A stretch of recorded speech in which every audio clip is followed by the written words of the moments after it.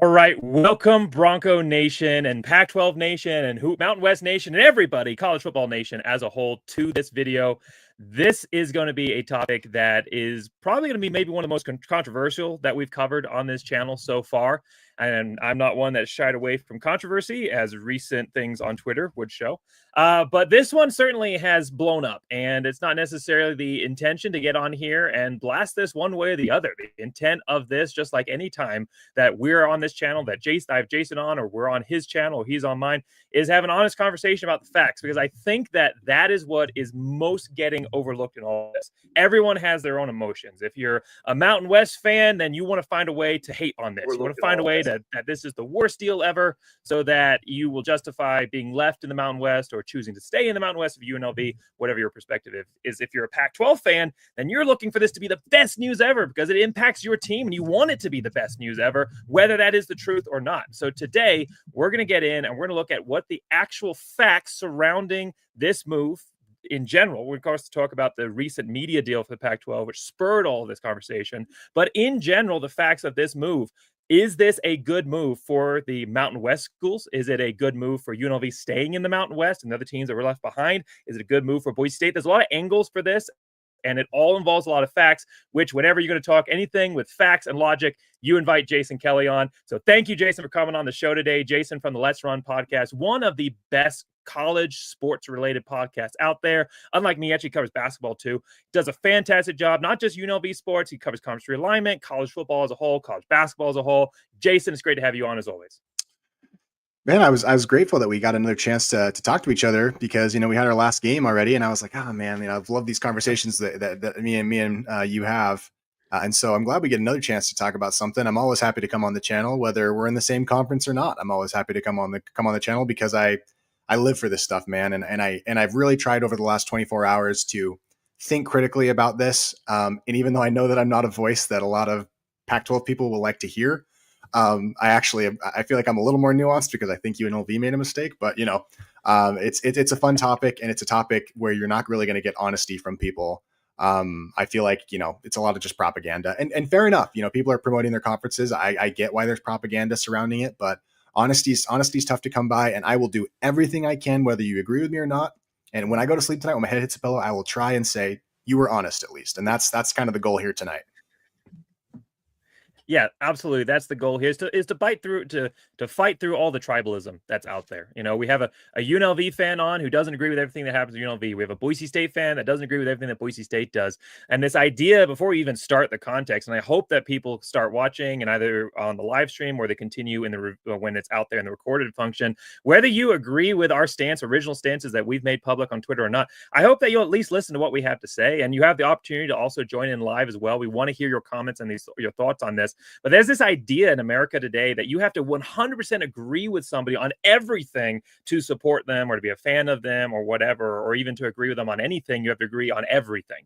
And I don't think that's true. I think that you can support something while also holding it accountable. And you can also disagree with someone, like someone's terrible choice of a school in your case. But you can disagree with people on things and also agree with them on others and still respect and support them as a person. So that's the goal today. I do want to make one more quick announcement because you may have noticed I don't have my sponsored items with me today before we get into the actual conversation. I don't want to ever be accused of using controversial topics or what's the term, like rage baiting to grow my channel or anything like that, or profit from it in any way. So I've removed all my sponsored products for this video so we can just focus on the topic at hand and move forward with this discussion. So with that, let's get into it. We're going to go through, obviously, the thing that sparked all of this is the new Pac-12 media deal. Pac-12 announcing that its third media partner is going to be USA, now known as USA Sports. So they're going to have CBS with a variation of CBS, Paramount Plus, and CBS Sports Network. And then they're going to have CW, and then they're going to have USA Sports now as well.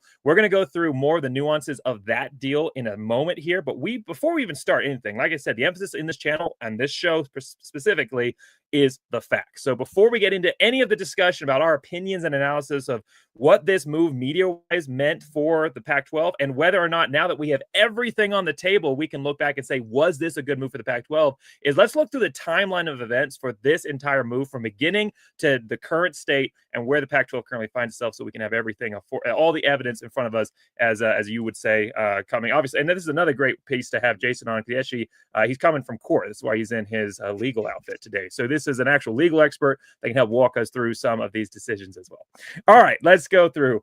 So for the timeline, that's the very beginning, right? So starting all the way back in the far off days of December 1st, 2023. I know it feels like a lifetime ago, but the Pac-12 was on the ropes, right? They had been left behind. Oregon State and Washington State, the Pac-2, left behind, left for dead, and they were scrambling just to put together a season. All of their other games now off the table, and they're just looking to stay alive. And out of nowhere, this rope gets thrown to them, this life raft opportunity to stick around for a little bit while they figure themselves out. The Mountain West offers an opportunity for a scheduling agreement between the Pac-12 and the Mountain West. And now with that, however, while the Oregon State and Washington State would get multiple games all throughout the season, they'd fill out their entire scheduling packet with Mountain West games. There was also a catch, which became a big talking point later on. The caveat being the Mountain West was scared of the Pac-12 and their massive war chest potentially stealing schools from the Mountain West. So they added a caveat.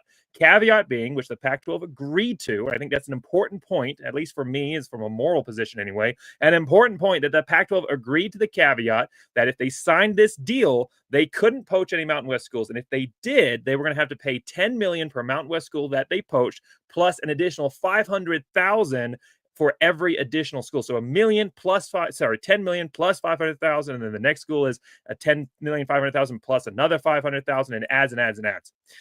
Then Pac-12 announces, and this is barely any time later, December 1st, September 12th, 2024, barely 9 months later, the Pac-12 announces that it is adding 4 Mountain West schools, which eventually would become 5. 4 Mountain West schools in San Diego State, Fresno State, Colorado State, and Boise State, and then obviously eventually that 5th school being Utah State. Then in September of 2023, the Pac-12 made a play that would have changed this entire conversation and where we're at, and something we'll talk about here towards the end of the video.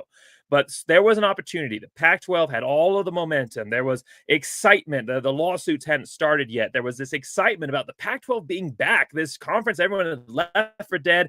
Everyone assumed some kind of merger of the Mountain West, reverse merger was going to happen. But the Pac-12, the historic conference of old, was back, and it was going to have an opportunity, all the momentum on its side, to make a play, the biggest play that it could make for the East Coast teams, to go after, namely USF, Memphis, and Tulane. Obviously, UTSA was also in the mix there. But go and make a play for the East Coast schools to rip asunder the American Athletic Conference, just like it had done with the Mountain West Conference, and have an opportunity to not just establish itself as the top group of 6 conference, potentially in competition for a fringe Power 5 type position, but also to destroy its biggest rival in the American Athletic Conference.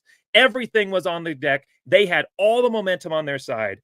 And then, instead of seizing while the iron was hot and they had all the energy and momentum on their side, the exact same mindset that had caused the Pac-12 collapse in the first place, the ivory tower elitism, the presumption that just because of your name and who you are, you're better than everybody else, the Pac-12, instead of making a generous play for the American Athletic Conference teams and their huge $25 million buyout, which superseded even the Mountain West, they offered them a trifling $2.5 million to assist with their buyout packages. And I think that it is really, really stark, the comment by the Memphis AD. They resound in all of this. I hear them in my sleep when I'm thinking about this issue. The Memphis AD said that the Pac-12 offered them only hours to make the decision. They gave them no time to counter, and that Memphis would have left on their own. This is a direct quote from the Memphis AD, that Memphis would have left on their own if the deal had been good enough.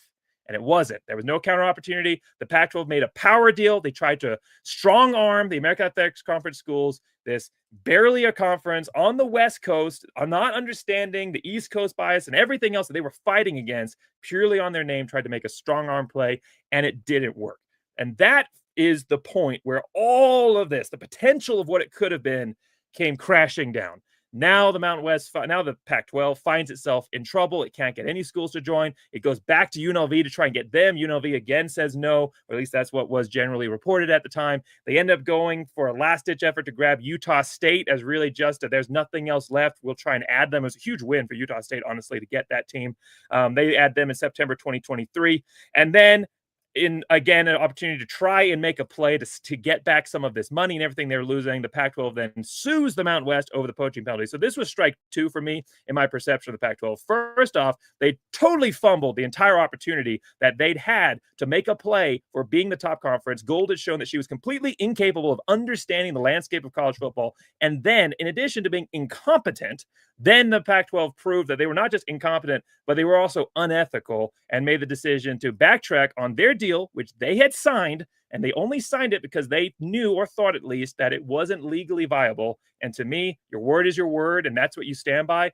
And at that point, for me, my perception of the Pac-12 is completely tarnished at that point. So if you're trying to understand my frustrations with the Pac-12, those are really two pitches. The one place where the Pac-12 could have been and was totally destroyed by own ineptitude. And then the second point, what it ended up being, which was simply just a corporate cash grab with no moral ethical obligations whatsoever. Obviously, countersues by the Mountain West. The legal argument continues. We'll talk about that here in a moment, kind of where we are before we talk about the media deal. But then, obviously, back and forth, try to get a bunch of different schools. They end up grabbing Gonzaga in 2024, October 24th, which that was a huge gain. I'll give them props to that. That, if anything, gives me hope and light at the end of all this. The fact that we're in a conference with Gonzaga is going to make the Pac-12 one of the best basketball conferences, certainly on the West Coast, and that is a huge win. So that was a great win. It's not all bad. That was a great positive. And then no other schools can join. They need to get to 8 members to maintain their conference. They grab Texas State as, again, nobody else wants to come. So they grab Texas State as a last-ditch tight effort. And then just recently, Pac-12 media deal being finalized, being CBS, CW, and USA. Before we move into talking about this media deal and what it means, I kind of glossed over a lot of legalese and where we're at with the legal argument. I know this is something you've talked about in depth on your channel. Would you care to kind of open that up a little bit and talk about where the two parties stand and where things are progressing before we talk about the impact of this media deal? Sure. Well, I don't know that I want to get too deep into the weeds of lawsuit stuff tonight. It's an interesting lawsuit, both parties. I mean, I feel like I hear people talking about, well, it was kind of an unfair deal for the Pac-12. That's such a high amount of, why would they have to sign that? And I just say, like, the Mountain West didn't put the Pac-12 in the position that it was in. The Mountain West, Gloria Nevarez, the Mountain West Conference as a whole had no part in the destruction of the old Pac-12. And when you're in a negotiating position and you have power to use leverage to be in that negotiating position, you take advantage of it. If I'm Robert Downey Jr. and they're trying to sign me up for a Marvel movie, and Marvel's kind of struggling right now, I'm saying, you're paying me $50 million to come back and be Iron Man.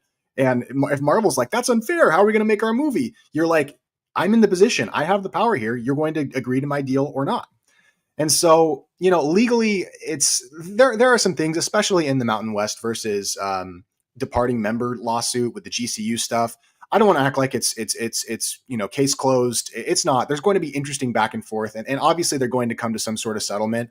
But where they are right now legally is, I think there's a bit of a misconception that this fight was about the schools fighting each other. Your Wyomings versus your Boise States, your San Jose States versus your Utah States. I think more so it was about the corporate entity of the Pac-12, because all those schools left, but they still had that same board. They still had the same group of people. I mean, I know a couple of people left after the Pac-12 disintegrated, but really it was about the corporate entity of the Mountain West and Gloria Nevarez, and the corporate entity of Teresa Gould and the Pac-12. And that corporate entity as a Pac-12 did not want to disintegrate and be merged into the Mountain West. They wanted to retain their own corporate identity. And it's just as much about that as it is about the schools wanting to drop dead weight or whatever term you want to use. And I think that oftentimes we forget that that's where the fight has been happening. And it is what it is. The lawsuits are going to go how they're going to go. And, the Mountain West is going to get a meaty deal. The Pac-12 is going to get a meaty deal. Both the schools are going to, live on. But I do feel like the situation is definitely more nuanced than people want to make it out to be. And I agree with you. I think it was a mistake, but I also understand, traveling once every 4 years to Laramie to play football, that's really tough. I mean, oh my goodness, it's just Laramie's so far away. That's kind of like, actually, I'm being sarcastic, of course. But I find the whole thing frustrating, and I find the whole thing even more frustrating because it's seemingly all that we can talk about all the time, 24/7.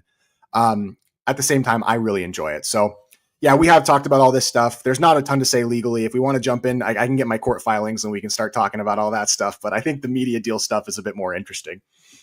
Yeah, and absolutely. And I want to address this comment as well here. Yes, we have talked about all this stuff, but this is the first time that we've been able to look back on the entirety of the process, because the media deal was the last thing that was holding all of this together, to look back and say, ultimately, at the end of the day, now that we know that everything's on the table, we still don't know the exact financial amount of the media deal. So that is certainly something that we can discuss. But there's a pretty good way of looking at what the possibilities are, especially saying that if it had been close to what they were throwing out there at the beginning, 10 to 15 million, I mean, 12 to 15 million was the real high end of what the Pac-12 was promoting itself, they would have made that a core part of their announcement. The fact that we don't hear that as part of the announcement indicates that is probably not. And it's probably not going to be even close to what a lot of Pac-12 fans are hoping for all of this. So at the end of the day, now we have everything. Now we have everything wrapped up. We needed to recap everything that had gotten us to this point. So now we can move on to the next point of, let's address this media deal overall and see where it stands for the Pac-12.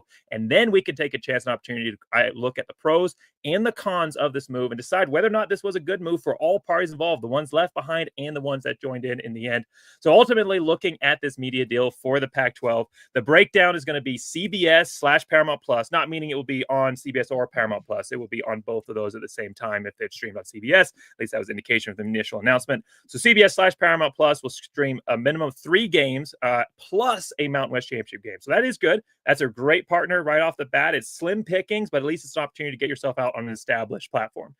Then the CW came along. CW, of course, being a newer network as far as sports goes to the whole scene, and it's been partnering with Oregon State and Washington State, and they've done pretty well on that network. And I thought it was an intriguing ad at the time, and I thought, okay, really what's going to find out, and I wasn't the only one person saying this, by the way, but I thought, what's really going to solidify whether or not CW was a solid addition in the end is, who do we partner with that?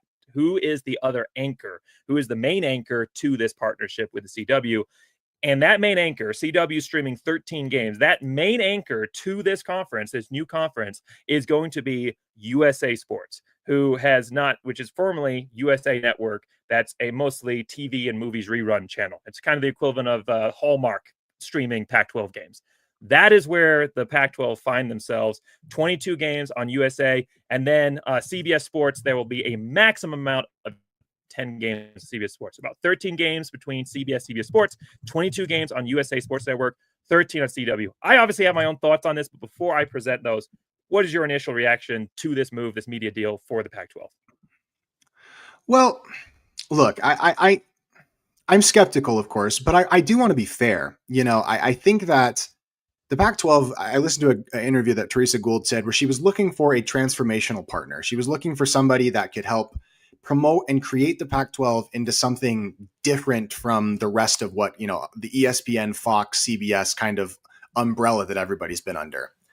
And so my opinion is that the Pac-12 went to those companies, ESPN, CBS, and obviously CBS is part of the deal, of course, but ESPN, Fox too, and said, we want to be part of your group. And I think that ESPN and CBS kind of said, or Fox, I should say, I shouldn't say CBS, ESPN and Fox basically said, like, here's what we think of you. And the Pac-12 said, we don't like that. We think we can be more than that. And fair enough. I think there's something to shooting your shot. And if I had to say, give this the most beneficial view, the Pac-12 is taking a risk. They're shooting their shot. They're being pretty gutsy about this because there are huge risks on playing on USA Network. And that doesn't, it's not because USA Network isn't available, but it's because of the channel that it's on. It's not a traditional football, basketball channel. And there's nothing wrong with that inherently. The same thing can be said for CBS too, but they do not have the established network relationships. They do not have and I hate to say it, the prestige of ESPN and Fox, and even being more on CBS than you are. And so kind of blazing your own path is fine. I think that's a strategy you can take and you can justify it. But I just think you have to admit that there's a lot of risk to it, especially when USA doesn't have that built infrastructure, whether it be facilities. And I know the Pac-12 is using a lot of their own facilities to kind of do this, but you're going out on a ledge here, and it might totally work out. But who's watching USA Network? Who's watching the CW? Not every sports viewer is created equal in the sports. A lot of times it's on in the background. The most valuable sports viewers are the ones that are gambling. And the average, CW and USA Network users is a little older generally. And it's linear cable. And I think leaving that ESPN Fox kind of sphere of influence is a scary decision, especially when you are bearing the production costs of all of these games. And so you are depending on the people, the morons that oversaw the back of the envelope, calculations that they were doing to try and save the old Pac-12. You're saying you are the people that are going to be fiscally responsible. We trust you, Teresa Gould. We know that a 100-year conference no longer exists because of your incompetence, but we're going to trust you, Teresa Gould, to be the most fiscally responsible person. Meanwhile, they're taking chartered jets around the country, and they're in Palo Alto of all places. And there's a huge, look at the Pac-12's payroll, how many people they employ. I'm just saying it's a little risky, but I can see, if I'm being as beneficial towards it as possible, we need to break the mold. We need to do something different. We need to go out on our own. And that's what you're doing. And it could totally work out. I don't want to say it's impossible for it to work out, but when you do not have residual bowl revenue, when you do not have residual NCAA tournament revenue, when you are not, in an established conference, throwing yourself onto USA Network is something that's a little scary. It doesn't mean it won't work out, but it's a little scary in my opinion. Yeah, I mean, maybe she spent a few too many weekends in Vegas because this is a big, high risk, high reward type play. It's definitely a big gamble. But you talked about the corporate element at the beginning, and I think that is a major factor in this, right? Because it's not, we see it as the hopes and dreams of our fan bases and of our schools, but the Pac-12 versus the Mountain West, they just see this as different money measurements on a spreadsheet. And so somebody did the math and they said that this is worth the risk, and maybe it will be in the end. I'm going to say it up front that I absolutely hope that I am wrong in all of my perception and analysis and all of it, that I've totally perceived this in the wrong light, that the Pac-12 is going to turn out to be the greatest move ever. This was thrown out earlier. Basically, that I just hate the Pac-12. And I also want to say that as well, that I don't necessarily have a feeling per se towards the Pac-12 as a conference as a whole. I love that Boise State's in the Pac-12, in that I love that they have that logo on their chest. I've always wanted them to be a part of. The thing I'm not super pumped about is, just like you mentioned, the leadership of the Pac-12, which so far has shown me zero confidence that they're going to take the school that I love passionately and have made a major part of my personality throughout my entire life, that they're going to take that and treat it with the care and attention that it deserves and put it in the best position moving forward. But I loved this comment earlier. I thought this was a really, really good one. I'm sorry I threw it out too early. Kind of wasn't in the best light at the moment, but this is a really good comment here, mentioning the static kickoff times, because I will talk about kind of just putting it on USA in the first place in a moment here, at least from my perspective. But I thought this is a really good perspective as well, because it was kind of lauded at the beginning that this is a great move. This is a great move for the fans. They're going to be able to plan out their time schedules. They're going to be able to know exactly when games are happening, and we can promote those games in advance. I think there is a positive light to that in all of it. But now you are hard locking your teams into preset times before you even know what any of the other networks are doing as far as who's going to be the top ranked game in the Big 12, or now, out of nowhere, Maryland's in the top 10 and they're playing a top 5 Illinois. I mean, crazier things have happened this year where Vanderbilt and Georgia Tech, or not Georgia Tech, but where all these other teams find themselves this year, UVA and that kind of thing. So you are locking yourselves into these game slots before you know who you're competing against. And just to be honest, the reason that Boise State and these other teams have found themselves on undesirable time slots is because the money makers are trying to maximize the money for them, which equates to exposure for the schools. So you're going to have Boise State versus Utah State is now going to be playing at noon as kickoff, but now they're going up against Alabama versus Oklahoma or something like that. And you're going to actually reduce your viewership overall. I thought that was a really, really solid point. I don't know if you had additional thoughts on that before I talk about a little bit of my perception of this as a network itself versus simply the decision to hard locking kickoff times. Well, I was thinking about why would you do that? Because listen, I get the appeal. I was traveling to Boise to go up to see UNLV in Boise State. Another loss, another year, whatever. It's a rough one. But got to respect the Broncos. I do love going to the Blue, and I lived in Boise. I went to as many games as I could. Fun place to go. People were very nice to me. So thank you all Boise State fans. That was a wonderful time. Boise's a beautiful place. the city of trees. But when you're thinking about setting up your best matchups for maximum possible exposure, do you want to predetermine what those schools are in August? You know, like if you have if Bronco Mendenhall, who's a great coach, is leading a nationally ranked Utah State team, which could happen, and you have a Colorado State team that has pulled its head out of its rear and all of a sudden is a nationally ranked team. Now, look, I'm just throwing this out as a scenario. You want that to be in as, the numbers next to your names are the most important thing pretty often. And that often, people see those numbers in the ESPN app and they say, oh, that's two ranked teams, or, oh, that's a ranked team. And that's an 8-3 team or whatever. And so you're looking at it and you're going, why would you lock yourselves in ahead of time? TV executives have been doing this flex thing for a long time, and for good reason, because it promotes maximum exposure, like you said. And the reason why they're doing it is, I guarantee you, Scott Barnes at Oregon State is saying, "Oh, I don't really want to be flexed out of spots so that Fresno State can play Utah State. I don't want that to happen. We're Oregon State. We're a power school. Sam Houston State, whatever. They don't want to be kicked out of their TV spots." And by the way, the same can be said for Boise State.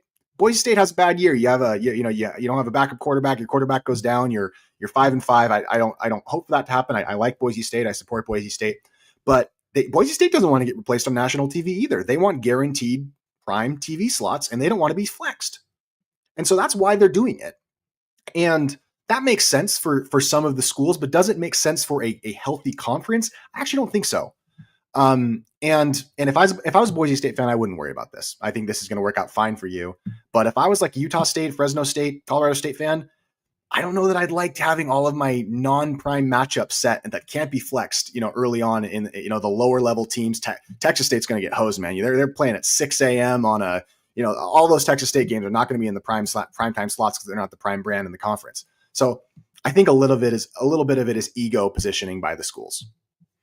Yeah, I'd absolutely agree. And that's actually not a thought process I'd thought through as well, but it definitely makes sense. I mean, all of this from the TV time slot, hard lock in, whatever the reasoning is for it, but the hard lock, setting yourself up in a position where you're not able to flex to what the best school is and how to promote them or to put them in a time slot that maybe isn't exactly right at the normal kickoff time, but maybe they're at like 4 p.m. just after the main, before the next big game kicks off versus Utah versus somebody. And you can kind of steal that. You no longer have that flexibility and opportunity. And in the college football age, the modern age, and the digital age of college sports, it is all about which conference and which teams are going to be able to be the most flexible. And this basically hardlines you into a set position based on preseason predictions and optics. And we all know how well preseason predictions go for conference standings overall.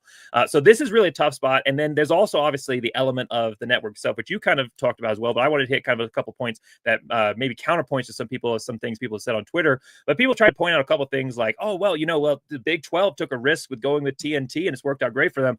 That is not a risk, okay? Getting the Big 12 on TNT, an established professional sports network, I mean, that would be like the NFL Network streaming, American Athletic Conference games or something like that. I mean, that is not a risk. You talked about earlier, that is a great point. The audiences that are associated with this, everybody thinks like we do because we're college football fans. When we want to watch a game, we go through the app, it's ESPN app or whatever app you use. We go through the app and we look at all the games and we go, okay, I want to watch this one. And we go find it on the network. That's not how most people, to be fair, most people in the world of football who are a lot of them aren't even college football fans, they're more NFL and they just got them on in the background or something like that. That's not how they find their games. They're flipping through them, whether that's based on their digital platform, YouTube TV or Hulu, whatever they're projecting and promoting. And remember that those platforms have big money deals with other platforms as well, like ESPN and Fox, the controllers of college football, and they're going to promote the teams that they most align with, that give them the best opportunity. Or in because there are still a lot of people on cable, as much as we like to talk about cable cutting, it still exists out there, and they're just flipping through the channels that they know, and the channels that are associated with sports are all in one block. And then all the way down here next to, again, all of the non-sports networks, it's USA Network. And you're not going to get any foot traffic. If you imagine USA Network as a storefront, it'd be like putting your sporting goods store in the middle of the clothing is actually pretty similar, but you get my gist, right? If you put your sporting goods store in the middle of maybe the book section or something like that. It's the audience. Who is watching this? What age group and what interest level is watching USA Network? And it's not the ones that are, in general, the younger audiences that are fans of college football. There's also the element that people say, well, CW's worked out really well. Maybe USA will. And I think there is a little bit of a fair argument to that, right? CW is kind of this wild card. They wanted to get into the sports game. They hadn't done a ton of it before, and it's worked out okay for Oregon State versus Washington State. And I think that's fair. I think that there is that element. And again, I was not opposed to the CW when it was introduced by itself. But when you have two gamble networks, when you have two networks that are not established sports networks that you then throw out and you're subsisting on, now I have an issue with it. I wanted CW to be anchored by someone who controlled the sports industry and would get its promotion that we deserve, not necessarily ESPN. I mean, I hate ESPN as much as anybody else. I think Disney has proven themselves basically an evil corporation at this point with their attempt to corner the market and kill YouTube TV. But at the end of the day, they own college football. I mean, they literally own the playoffs. So getting on ESPN as an augmentee, even if it meant some games ended up on ESPN Plus, that sucks for us as fans, but it does draw in additional viewership, and it also gets you into the opportunity to be promoted by one of the main brands. And also, my point wasn't ESPN was the only option. Fox was what I really wanted. I think that works well for the Mountain West and would have put us in a good spot. Either way, all of that, going back to the CW conversation, all of that assumes that the Pac-12 is going to be able to rise to the level and raise the floor of these markets simply on their brand alone. I think that worked in the CW for Oregon State and Washington State. They were a dinosaur. They were a unique story this year. The last year of the Pac-2, when was the last time we ever saw a conference of two teams, literally by definition still a conference, playing their conference championship game head-to-head versus each other during the regular season? When was the last time we saw that? They were a unique story. They have some sympathy factor from everybody that obviously looked at them as a team that got left behind and victimized. And then also at the same time, they have a brand. I mean, Oregon State, Washington State, former Power 5 schools, they do have a brand. That is not necessarily going to equate in the same way when the Pac-12 is not a unicorn conference anymore. It's just another, at this point, with the records that we've had from teams this season, run-of-the-mill group of six, not even necessarily positioning itself as a top-level conference in college football right now in the group of six. When you have Utah State versus Colorado State, it's not going to draw the same interest on CW as Oregon State versus Washington State or Washington State versus whoever they were playing on the rest of their season. It's going to mean something else. And those teams, as time lines on, are their general awareness that they have right now that they're riding the high of their former Power 5 glory days, that is going to wear off as well. And so when you start pointing out and start throwing, hey, CW number for Oregon State, Washington State had 1.5 million views, that's what the CW can do. Well, that's not necessarily reflective going forward. Proven concept. It's a potential concept, but when you start looking at this analytically, proven concept is certainly not one moving forward that you can look at in the same way. The things you need to raise a lower floor network that people aren't aware of is name brand recognition. So there is some element of that. Boise State has that, or State, Washington State have some elements of that. Name brand recognition, channel familiarity, some opportunity that people are going to find their way to your channel, and then promotional opportunities. Yes, we may get some promotions on NBC and that kind of thing, but this is it. We aren't getting the main sports fans that are watching college football on a regular basis, aren't hearing about our matchups. And so for all of those reasons, this is not a move that I in any way thought was a good one. And while maybe I was a little emotional in my initial reaction saying I was devastated by this move, I did feel sick to my stomach at the beginning. It's still not a move that I in any way think is one that has any element of proven concept that puts me in a position feeling good about Boise State and the Pac-12 moving forward with this media deal. Yeah, and listen, like I get that. I've seen some sentiment in the comments that well, those conferences don't care about us anyway. Like those ESPN, all they care about is the SEC anyway. And there's some level of truth to that, to be honest with you. And part of that makes me feel like this fight is even, the fight between the Mountain West and the Pac-12 is even more stupid because I don't think they think about us at all. I mean, they think about Boise State when Boise State is 12-0 and going to the college football playoff and has a Heisman contender in Ashton Genty. They think about them when they're 11. That's when they think about them. They think about you when you're good. They think about you when you are playing on the big boy channel against a good team. And that's the way to do it. I don't think the wild card, like trailblazer route, I feel like working within the confines and then winning is what made Boise State an awesome brand. Winning that Fiesta Bowl, going and beating Georgia and doing it on their home turf and kicking their butts while you do it. That's what makes you a great brand. And like it or not, ESPN, Fox, CBS, these are the home brands and the home field advantage of college sports. And so at the same time, I look at some of these CW numbers, and not every viewer is created equal. What type of person is viewing this game? How valuable are they to advertisers? Like are they people that are willing to go into sports betting? Because that's the most valuable one. The 25, the 35-year-old lonely male that is looking for a high in his life. That is gold. ESPN sees that and they're like, DraftKings, let's go. Or is it the 65-year-old, Nana that has it on in the background? And also, how are channels actually documenting their viewership numbers? A lot of times we have the Nielsen rankings, and that makes a lot of sense. This is a little technical, but I only know this because I follow the Nielsen ratings for like TV and movies and stuff. How are you actually evaluating what counts as a viewer? Is it same day, 24-hour and live viewership, which is how ABC, which is how Fox, which is how CBS do it? Or is it same day, 7-day viewership, which is how the CW does it? Which is and has been criticized as a way to inflate your viewership numbers. People don't really know that. And I don't blame the CW for doing that at all. But like, if Washington State and Oregon State are really getting 1 million people watching live, then why aren't you releasing the beating out Big 12 teams? Wouldn't we know how much the CW is paying the Pac-12 if that's really what you're doing? And I'm not even saying that many people aren't watching. I'm saying, how valuable are those people that are watching to advertisers? Because not all viewers are created equal. And so that's why I don't mind being on CBS Sports that doesn't report the numbers, because I'm on CBS, because CBS has a reason to want to promote my, and then in Fox, when it comes to the end of the Mountain West Championship game, they're promoting UNLV and Boise State last year. That game got couple million viewers. I mean, that's incredible. And that's because we're latching on to the structure of college football that exists. It's the same thing. This is how I would describe it. The Pac-12 is making a deal with Live Golf. They're leaving the PGA Tour for more money, but maybe not, but they're doing their own thing. And Live Golf hasn't been a disaster for everybody, but do you think it's worked? I'm not sure. And I just think it's too big of a risk. And I think the alternative, I guess we can talk about this now, if you're ready, I think the alternative was better, and there was a better alternative than what they chose. But I do not think that when they started this process, they thought that this was where they were. In fact, I know that when they started this process, they did not think that this is where they were going to end up. I think they thought they were going to inherit the Mountain West TV deal, be on Fox and on CBS, but that didn't happen.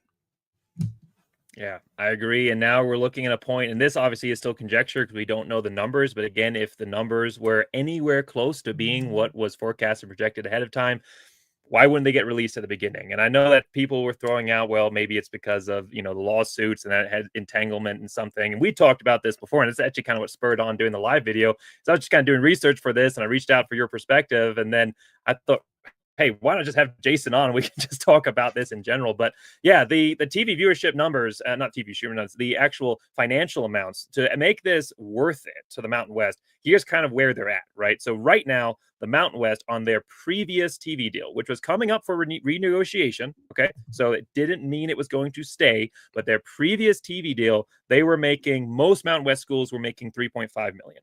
Boise State had a bonus system that on average saw them get about 1.8 additional million, although last year with the playoffs and everything, they actually made 7.9 million last year on their TV deal, which eclipses ACC schools. ACC schools are making right now about 6.9 million. What was projected ahead of time, 12 to 15 million. That's pretty significant. That is a reason to change conferences and hey, all the costs be screwed if we can't pay off and win in court. That's a significant amount of life-changing cash for the universities. Whereas now, most forecasters are saying likelihood for the Pac-12, you are looking at somewhere between 8 and 10. And I'm personally thinking 6 to 9 million is probably about where you find yourself in this spot. So for you, looking at this TV deal, financially wise for the Pac-12, what are your thoughts on what potentially may end up coming out of all of this? Well, I do think there's a reason why they haven't released the number.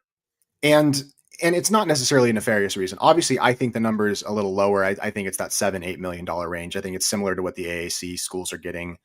But the reason why I don't think that they quite know what the number is, I mean, I'm sure they have a number that they've received from these TV executives, these TV groups. USA has a number they've given them. CW has a number they've given them. But I don't know that they know exactly how much it's going to cost to produce all of these games. So think about it like this. They are producing For CW, 15 regular season women's basketball games, 35 men's regular season basketball games, 50 for USA men's regular season basketball games, plus the conference tournament, then 5 to 10 women's regular games for the USA Network, and then a whole bunch of football games for all of these places. If you go to football games, they are producing 13 for the CW, 22 for USA. That's a lot of games that you are producing. And so you are saying, Teresa Gould, go out there and negotiate the contracts with the people. Now, the Pac-12 has the facilities. That's one thing that's an asset that the Pac-12 has. In fact, they do production for the ACC. Because of the facilities that they have, they're actually pretty world-class. And that's a really good thing. But facilities and technology alone isn't enough. You actually need people to run those facilities and run those technologies. You need on-screen talent to come on and talk during the games.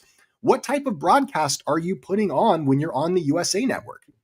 Because I can guarantee you there are some people that are going to say, oh, we want the best broadcasters. We want the best this. We want the best that. And is that a financially smart decision to go out and spend a ton of money on bringing in big name talent to be your face of the network? Is that a good idea? Or are you going to be producing Mountain West Network quality games, which are run by students and interns? The Mountain West, say what you want about the Mountain West Network, it is incredibly cost effective for the conference. It's incredibly now because the broadcasts suck, but you can still watch the games.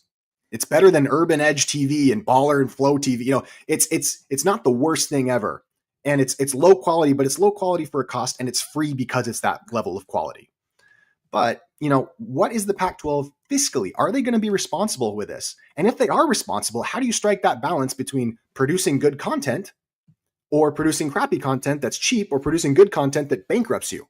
That's a scary line that you're trying to walk with that many games that you're producing.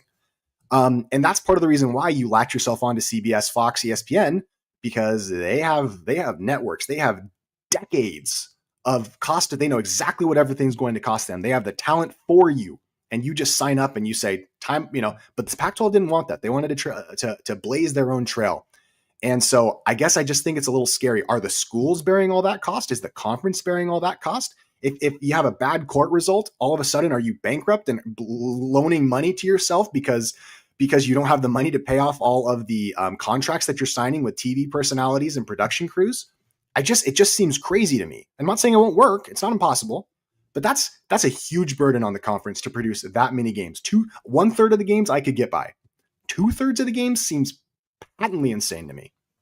And again, this is a good counterpoint too. One possibility, USA Sports Bar was started 2 days ago, so obviously they bought into this. They're gonna get their ball running and see where it goes. But overall, the issue we have with this isn't that one element of it isn't an interesting concept of a new way of looking at of conferences and way they promote themselves and moving forward. If it was just one or two things that were new about the Pac-12 that they were doing and putting themselves up in a new position, then that would probably be okay. Again, that idea of CW anchored with a proven concept. But that's not the case. The Pac-12 right now is completely out on a limb in almost everything that it's doing.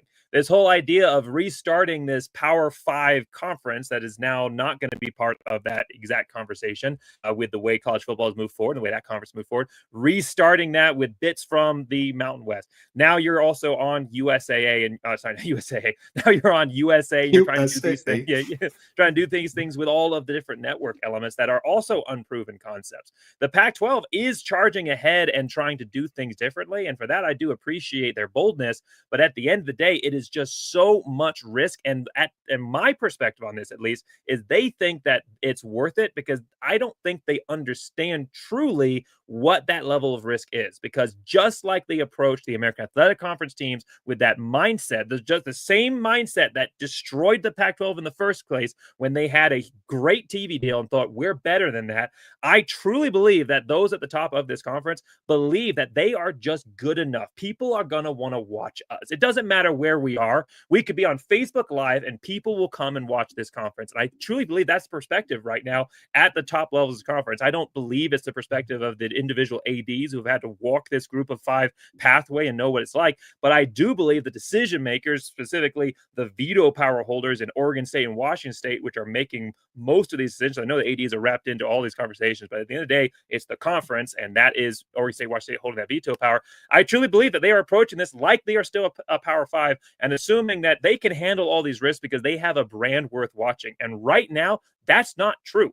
They just don't. You have a couple of teams that are interesting, exciting. Obviously, Boise State's an exciting brand. Oregon State, Washington State have been exciting, though I don't know how many people are going to be excited to watch Oregon State that lost to Sam Houston when they play next year. Depending on their coaching hire. But these brands are not the same level of brands as even some of these teams that left that weren't top choices, like Utah, or some of these even mid to lower level Power 4 type conference teams. They just don't have that same brand draw. And at the end of the day, it's the teams that you're associated with. It's not the logo necessarily. It is the teams that you are associated with. And when people see Pac-12, they're not going to see Pac-12. They're going to see Colorado State and Texas State and Utah State, and in some down years, Fresno State. Those are the teams that they're going to see. They're not going to see the big brands and everything else. And so you are assuming that you can handle this risk because you believe that you have a brand worthy of that level. But I just don't. I think they are gambling with money that they don't have and assuming that they're going to make a profit out of it.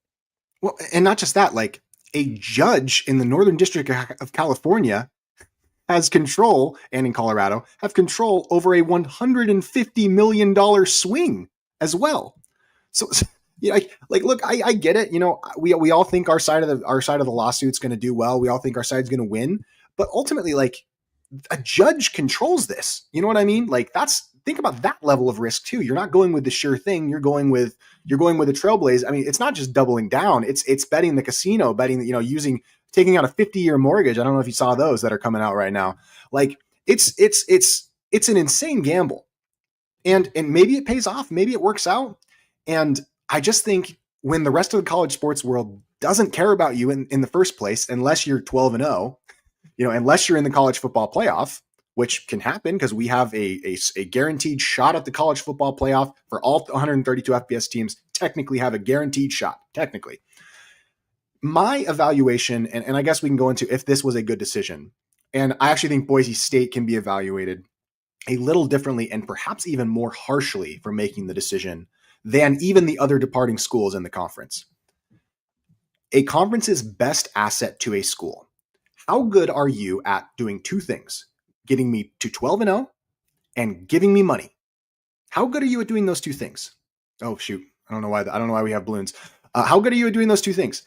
And when I look at it, you're only at 7-8 schools. So you're playing 7 conference games, or you're doubling up a home and home, which no serious conferences do, by the way. There's a reason why no serious conferences do that, because it's kind of a joke thing to do. Everybody gets it when it's Oregon State and Washington State on their own.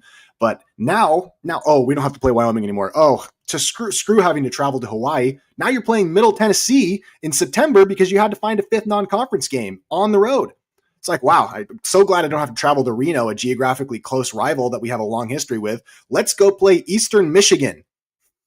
Like, wow, drop in the dead weight. Now you're traveling across the country and you're playing in New York. You're playing UMass on the road instead of a regional rival. And rival I use in the most general terms possible. I'm not trying to get into rival, who's a rival and who's not a rival discussion here.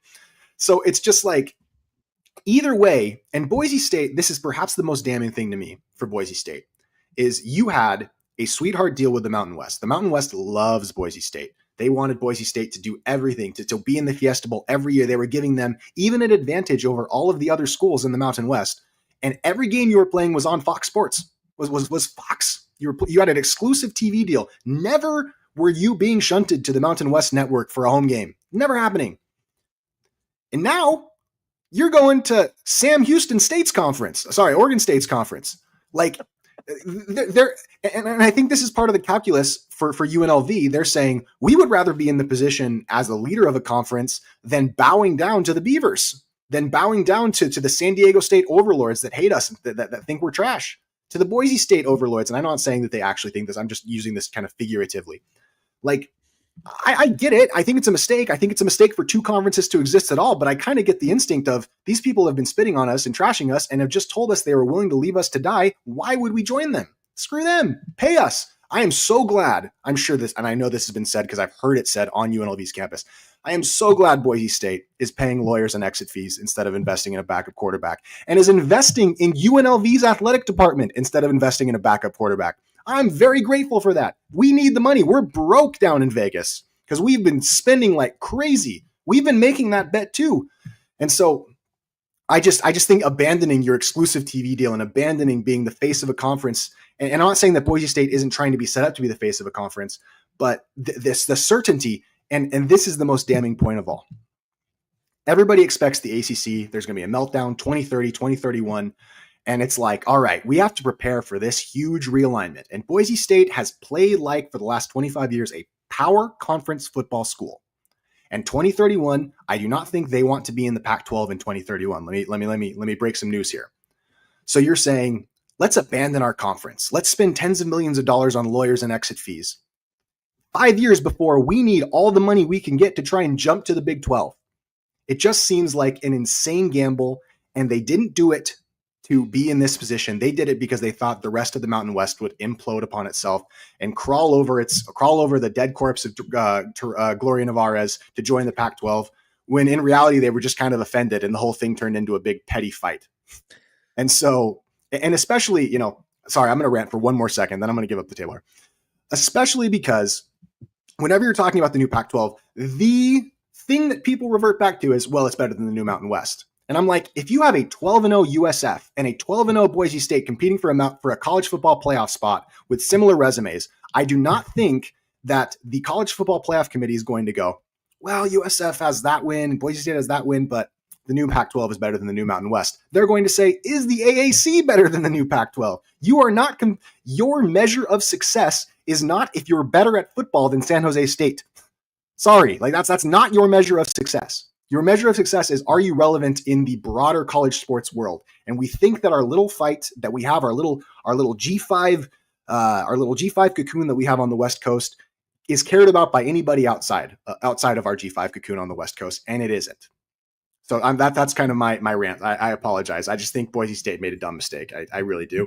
But I think UNLV made a dumb mistake too, because there shouldn't be two conferences, and UNLV could have ended, but we could get into that if we want, but UNLV could have ended the fight too, and we were prideful just like everybody else was. Yeah, I believe that at the end of the day, depends on whether you like this deal or not, depends on which school you are.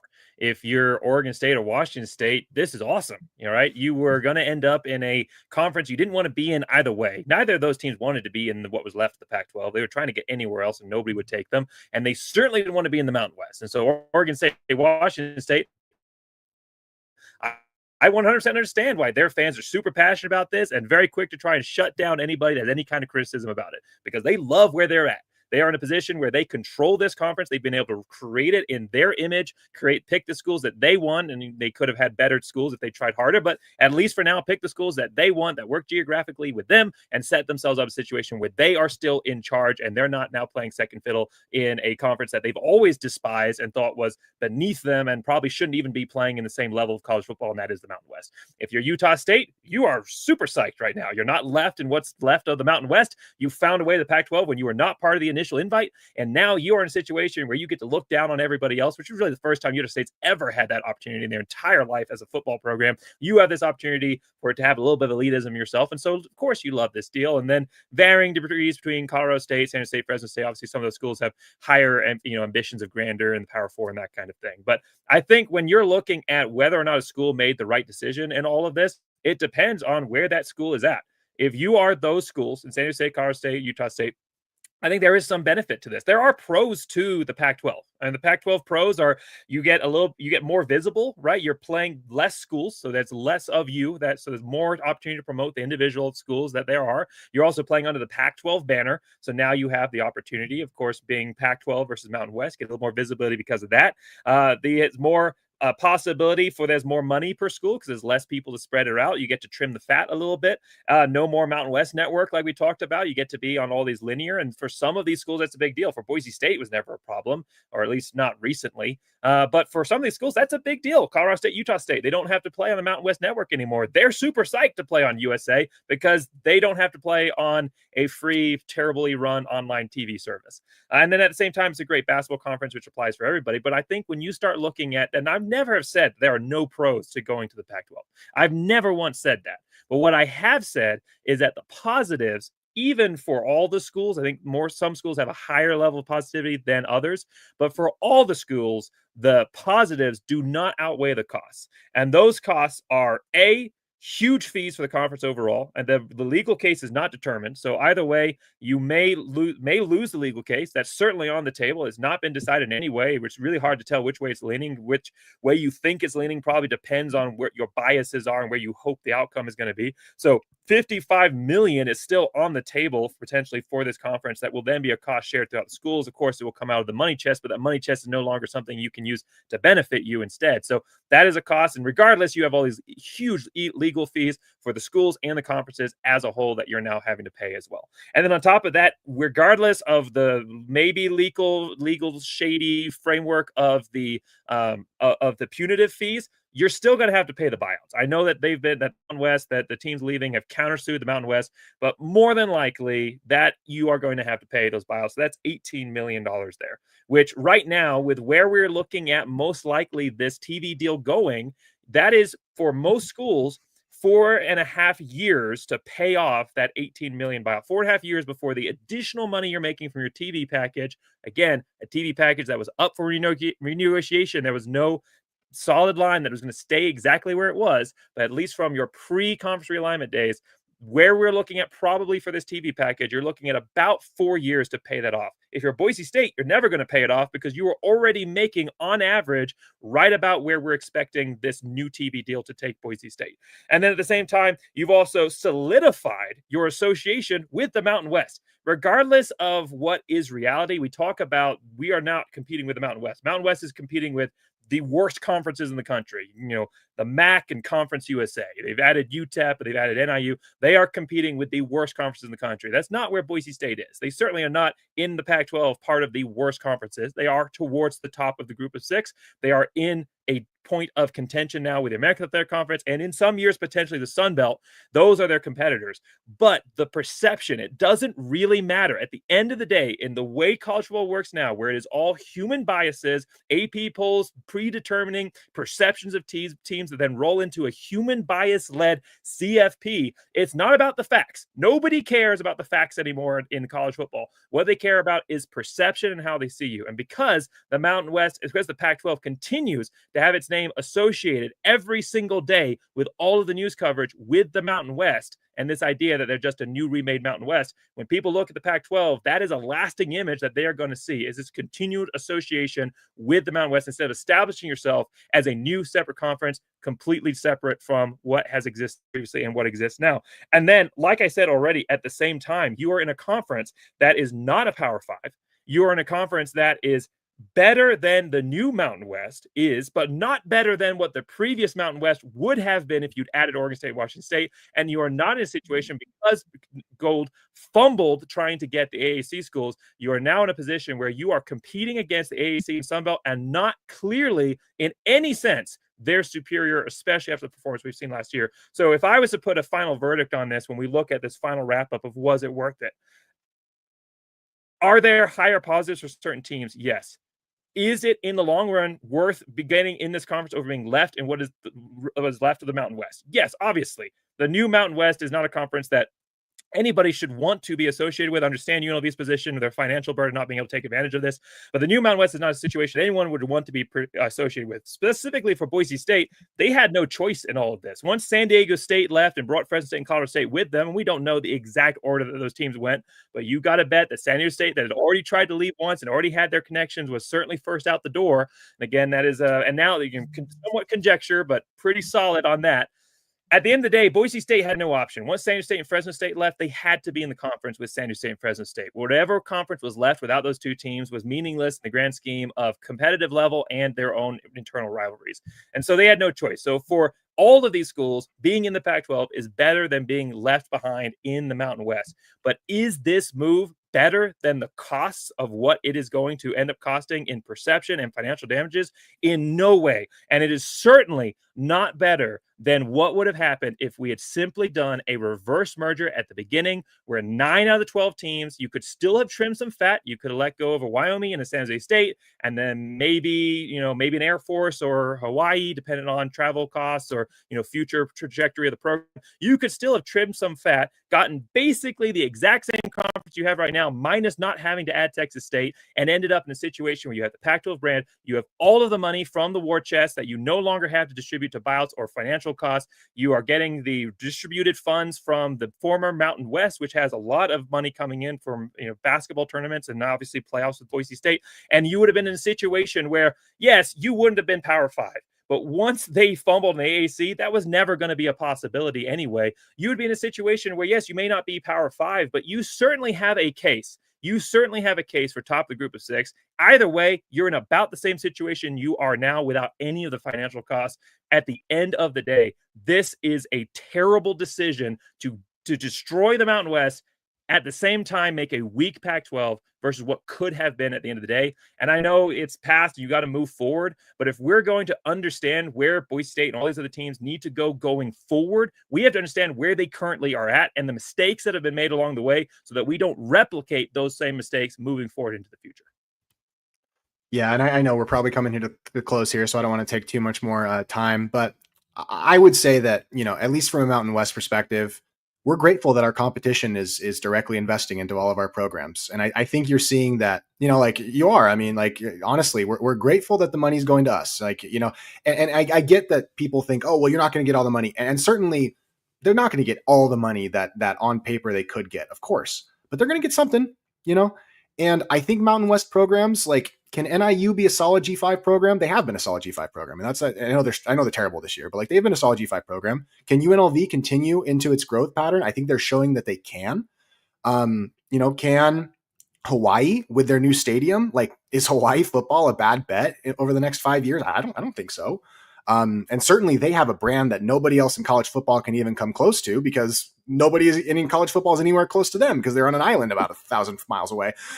So like, it's not all bad in the new Mountain West. I think basketball wise, it hurts more than football wise. And the dead weight, the dropping the dead weight comment, there's just not a lot of colleges on the West Coast, guys, that play D1 football. Like, I get it. And I know we like to act like this is Monopoly and we can just move pieces around the table and, oh, that fits there. And no. But you signed contracts and geography is a real thing. It's not like, it's not like the East Coast where you can just kind of create a new conference out of the blue, out of nothing, because there's 1,000 schools within a mile of each other. We're in the West Coast. We're not as dense as they are out there. So the dropping the dead weight thing, I'm always just like, oh my gosh, it's just so horrible that you have to play a school as a G5 conference that's not that far from you. And it's not like there's other schools anywhere closer to you. And I think that mindset, the dropping the dead weight thing, does it kill the Big Ten that Purdue's in the conference? I mean, does it, at the end of the day, is your conference good at getting you to an undefeated record? Is it good at giving you the best financial position possible? That's what matters. And so does playing Wyoming once every couple of years in Laramie, does that kill you? I just don't think it does. But anyway, regardless, this whole fight seems pretty stupid. I think it's more about corporate overlords fighting with each other than it is about schools fighting with each other. And it's turned muddy. And and also with the reverse merger thing, I know that the Mountain West did not want to leave schools to die, because if you're geographically isolated, as a school like Sacramento State is finding out, it's very difficult to find a conference. New Mexico State's been in that boat too.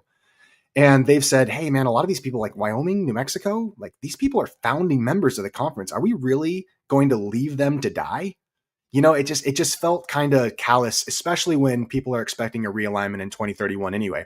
And my last point that I'll make is the only evaluation period that matters is the next 5 years.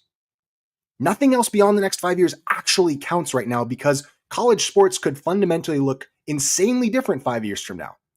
So when you're talking about repaying this, you're not doing it in the context of a 20-year conference. You're doing it in the context of a 5-year conference. I don't think there's going to be 2 G5 conferences 10 years from now in the West Coast. I think there's going to be some sort of consolidation as some schools leave to other conferences and some schools remain behind. So it's not a 20-year investment. It's a 5-year investment in my view. And I don't think it's worth it. But I also do want to say that there's scenarios where it works out great. And there are scenarios, I just think it's kind of a long shot. And the other thing that I would say is, who are you adding in the next 5 years? You know, like eight schools is too small. And you have to ask yourself, why are we too small? Why can't we get more schools? And be a little self-aware. Why did Texas State turn down the Mountain West? I have no problem being, because Texas State was going to join the Mountain West, and then all of a sudden they weren't, so they could join the Pac-12. I have no problem being like, well, it's because the Mountain West isn't the greatest brand, and there's some issues there. I think some self-awareness is also in order. Maybe not from the schools, because fans are going to be fans, but from Pac-12 leadership. Why did the AAC schools look and say, nah, we're good. We think we can be the best G5 conference, and we're going to stay where we are. And they're actually proving that they can do that right now. And they actually have proven they can do that. Tulane's won a New Year's Six Bowl recently. You know, Memphis has been to the Cotton Bowl. I mean, it's not like this is unproven as a G5 conference, the American. The Sun Belt, Old Dominion right now, and JMU and schools and that's are proving they can compete. So you have to ask yourself, why did schools turn it down? And how can we put ourselves in the best position to go forward? And the Pac-12 does have a path. It's not all doom and gloom, but I think it was a mistake. That's all. And I love, and we can kind of end on this kind of point here, and I'll throw up a couple of comments at the end that have been missed along the way that just weren't able to be fit in. But kind of ending on this point here, the self-awareness piece is the most key concept in all of this. I mean, why am I talking about this at all? As a Boise State fan, why don't I just sit back and just watch and hope that I'm wrong and not share my perspective and just hope and pray that the Pac-12 and decisions I disagree with I'm wrong in all of them and that it all plays out well? The reason that I say any of this is because you need, in order to achieve your highest potential in the future, you have to properly understand where you are at right now. You have to understand where you could have been and the mistakes made so you don't make those mistakes along the way. But at the same time, you have to understand where you currently are at. And where the Pac-12 currently is at is a conference that is not a Power 5. They are a conference that does not have massive national brand recognition anymore. Maybe people are aware of them, but as far as a desire to tune into their games, that's not where the Pac-12 finds itself right now. They are a conference that is competing massively with East Coast bias. And not just that, an American Athletic Conference, which it was once at one point left for dead, now suddenly revitalized and on the rise. And at one point had like 5 different teams that could be in the playoffs. And yeah, they cannibalize themselves. But even that's good for their conference because it shows, hey, how strong this conference is. And it's good for them because they already had the perception that they were a good conference. So when their teams cannibalize themselves, it's further proof. It's like how the SEC, even when they have a poor season overall, it's still good for them because it just shows how strong the conference is overall. But when you have a conference like the Mountain West, which now the Pac-12 is going to be the new version of the Mountain West, not the new version of the new version of the Mountain West, but they are simply replacing the Mountain West where it was at that point as a competitor against American Athletic Conference and Sun Belt. When you have a conference like that, that is not seen as one that is top tier, one that does not have the national respect, and then they cannibalize themselves, as you have a high probability to do here with all of these teams playing each other constantly on a regular basis, never having an opportunity where you don't have to play Fresno State and San Diego State in the same year, every year having to play all these teams at the same time. At the end of the day, you're going to be in a situation where you are constantly on a back foot to these teams. And if you don't realize that networks like USA, people aren't just going to tune in because you're the Pac-12. You need to market the heck out of that and find some other creative ways to market beyond just the average routine norms on social media and the like. If you don't realize all of that, you're going to find yourself in the same mindset that killed the Pac-12 previously and has potential to kill it again in the future, the elitist mindset that you're just good enough and people will tune in. You have to understand that you are coming from a David versus Goliath scenario. You're on the back foot and you can't just charge at Goliath with a sword up. You got to find a way to take him from long range to the slingshot that nobody saw coming. That is where the Pac-12 finds itself right now. And so that's why I'm doing this. That's why I'm talking on Twitter. That's why I'm talking on my channel, is an opportunity to hold this conference accountable. I support Boise State. I support the conference that Boise State moves into, but support comes with accountability. You can't just stand on the sideline and cheer as the bus goes off the cliff. At some point, somebody has to step in and say something to help maybe divert them to a better path. And I'm not saying that at the end of the day, my voice is being listened to by anybody, but if you're not saying anything, what are you doing as a fan? You've got to hold your teams that you love and your conferences overall accountable, and maybe the combined voices of more people that do the same thing will be enough to maybe divert the conference into a better future and hold the people at the top who is certainly not listening to anybody else, get enough voices that the people that do care, like Jeremiah Dickey and these other players in the college football space, the people that are actually not the corporation, but actually have a brand and a fan base and something they love attached to their job title, those people eventually, per the democracy of college football fanship, because nothing happens without the fans, eventually change may happen in the long run. So just because your voice isn't being listened to doesn't mean you shouldn't speak up. And I think that's democracy as a whole, to kind of go off on a tangent there. But thanks everybody for listening. Thanks for tuning in. I want to hit a couple of these comments here at the end, and we've talked for an hour, and I know Jason's got stuff to do and his new baby, and I've got stuff to do and go to work tomorrow and all those kinds of things. So just to hit a couple of these comments that kind of popped up throughout the timeline as we were talking.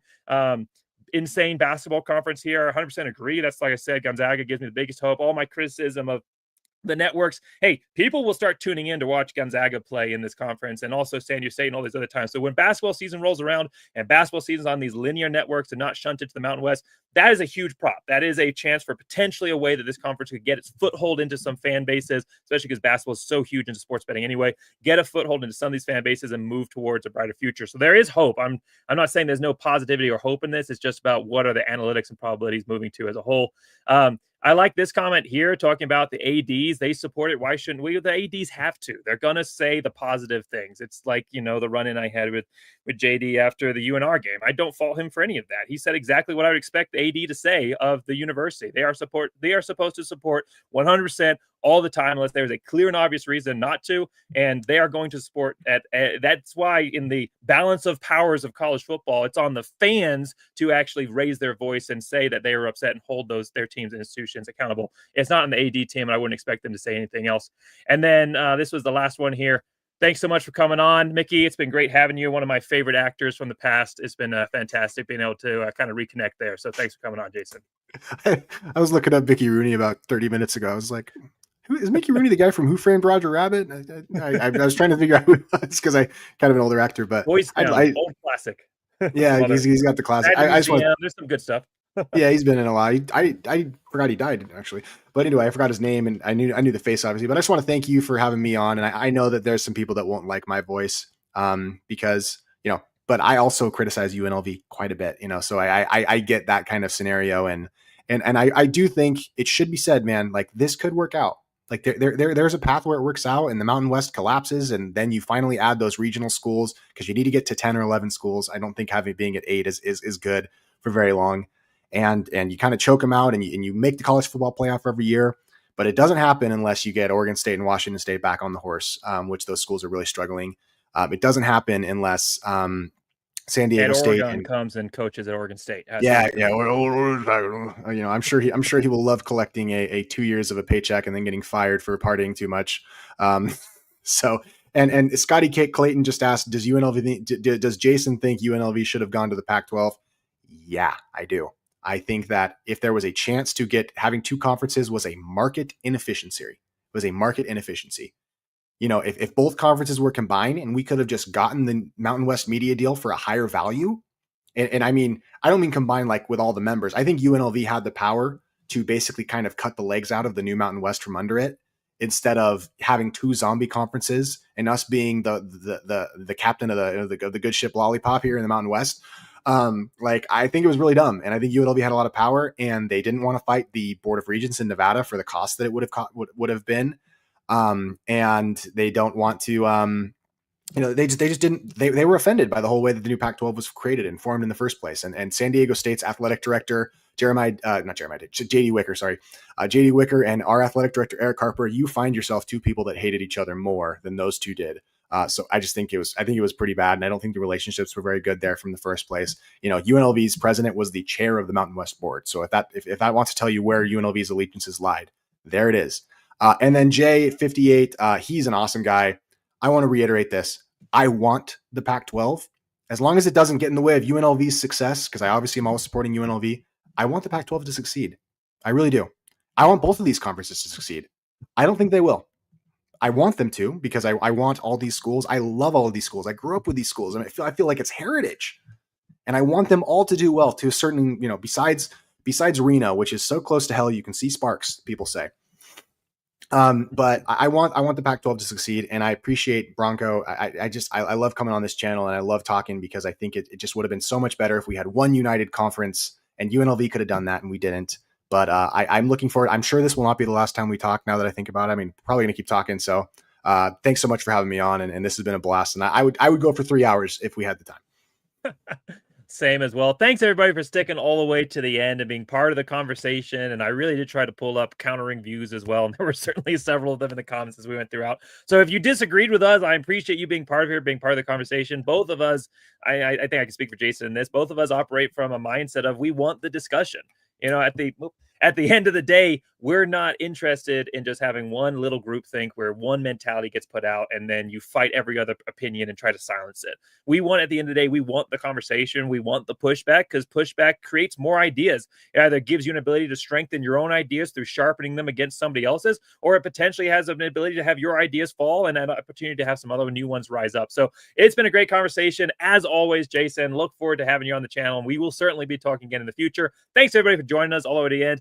Please make sure you like and subscribe to Jason's show, Let's Run Podcast. Once I'm done here, I'll put a link into the description of the video. It's fantastic content, really good college football content. While you're here too, I got to plug the channel as well. If you could like and subscribe, that'd be great. But thanks so much for watching. Thanks for continuing all to the end. I hope whether you agree or disagree, in fact, even more so if you disagree, I hope you'll continue to follow along, because we'd love to hear those countering views and avoid the tribalism and groupthink that just categorizes so much of the modern world of college football. So thank you so much, Jason, for coming on. Thanks everybody for sticking all the way to the end. And as always, let's go Broncos and go Big Blue.